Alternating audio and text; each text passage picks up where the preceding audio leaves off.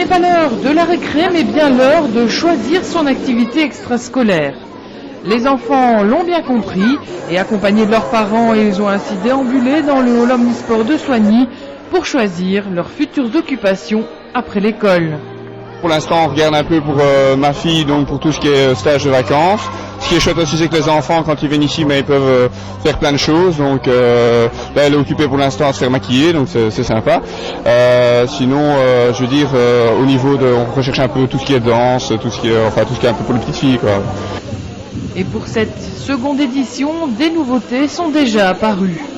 Alors les nouveautés, il y a quelques participants en plus, mais la grande nouveauté par rapport à il y a 2 ans, c'est que toutes les associations, les structures extrascolaires qui sont présentes sont proactives, c'est-à-dire qu'elles ne font pas uniquement que de montrer des catalogues, leurs activités, mais elles font participer les enfants aux activités. C'est ça qui est très important.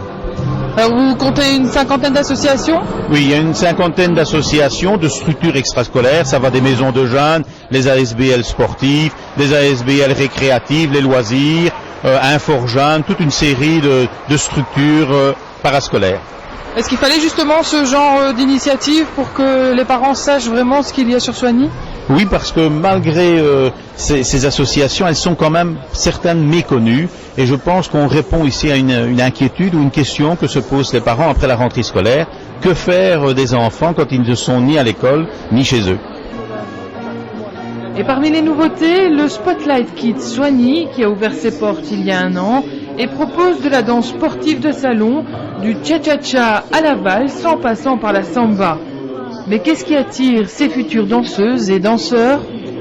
Les robes, pour les filles avec beaucoup de strass, beaucoup de couleurs, et pour les garçons évidemment c'est comme de la gymnastique.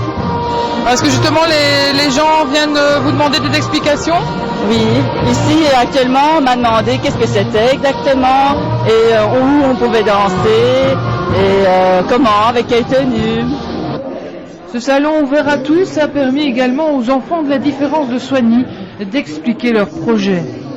L'utilité d'être ici, c'est de pouvoir nous faire connaître et que les parents sachent qu'à Soignies, il y a un groupe de parents qui a créé une ASBL pour créer des activités pour leurs enfants. Vous avez déjà été interpellé aujourd'hui? Quelles sont les questions qu'on vous pose plus fréquemment? Alors les gens sont un peu interloqués de nous voir, ils se disent tiens, une ASBL, les enfants de la différence, qu'est-ce que c'est? Et c'est vrai que on répond aux questions, qu'est-ce que vous faites, quand ça se passe, les activités, depuis quand, voilà, et les gens sont relativement intéressés parce que dans leur famille, ils ont, ou dans leur connaissance, une famille avec un enfant différent et ils rencontrent la problématique de la différence dans leur entourage. Vous avez vraiment trouvé votre place ici? Tout à fait, tout à fait. Et on espère que ça ouvrira aussi différents contacts parce que quelque part on a d'autres clubs sportifs ici et ils viennent aussi voir tiens qu'est-ce que les enfants de la différence et ils sont prêts aussi à accueillir des enfants dans les différentes activités quoi, tant soit peu si c'est possible ils sont ouverts. C'est important quoi, de la différence, de pas se cacher, de montrer qu'est-ce que c'est et les difficultés au quotidien de la différence.